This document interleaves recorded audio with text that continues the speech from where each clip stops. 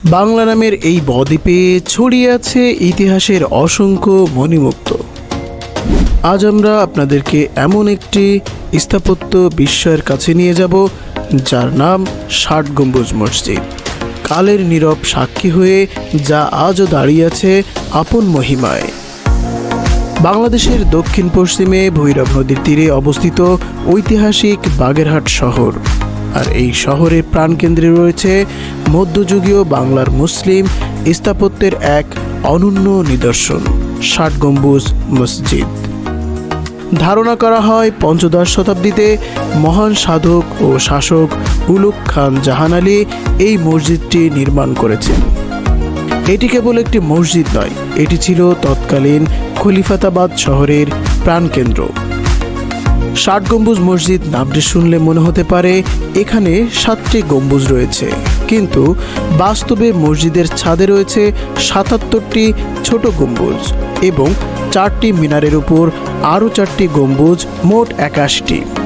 মসজিদের ভেতরের অংশে প্রবেশ করলে চোখে পড়ে অসংখ্য পাথরের স্তম্ভ। এই স্তম্ভগুলোই ছাদের বিশাল গম্বুজগুলোকে ধারণ করে রেখেছে। পুরো দেওয়াল আর স্তম্ভের এই বিন্যাস ভেতরের এক শান্ত শীতল পরিবেশ তৈরি করে। পশ্চিম দেয়ালে রয়েছে একাধিক মেহরাব, যা পোড়ামাটির সূক্ষ্ম কারুকার্যে অলঙ্কৃত। মসজিদের স্থাপত্য রীতিতে তুগলকি এবং জৌনপুরী রীতির সুস্পষ্ট প্রভাব লক্ষ্য করা যায়। এর প্রায় ৬ ফুট পুরো দেয়াল রয়েছে। এটি কেবল একটি উপাসনালয় নয়, দুর্গের মতো এটি সুরক্ষাও দিয়েছিল। মসজিদের নির্মাণ উপকরণ হিসাবে ব্যবহার করা হয়েছে মূলত পোড়ামাটির ইট।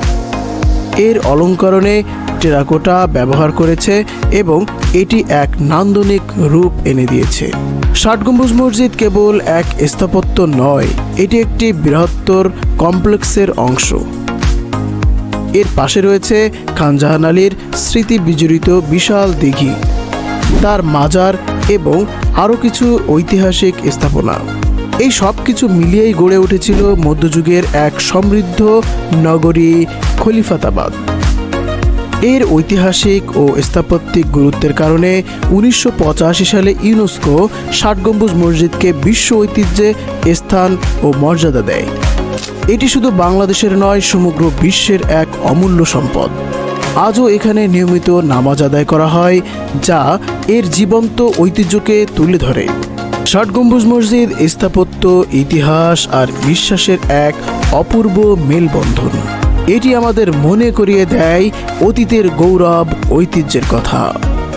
আসুন আমরা আমাদের এই অমূল্য সম্পদ রক্ষা করি এবং এর সৌন্দর্য উপভোগ করি। বাগেরহাটের এই ঐতিহাসিক মসজিদ পরিদর্শনের আমন্ত্রণ রইল।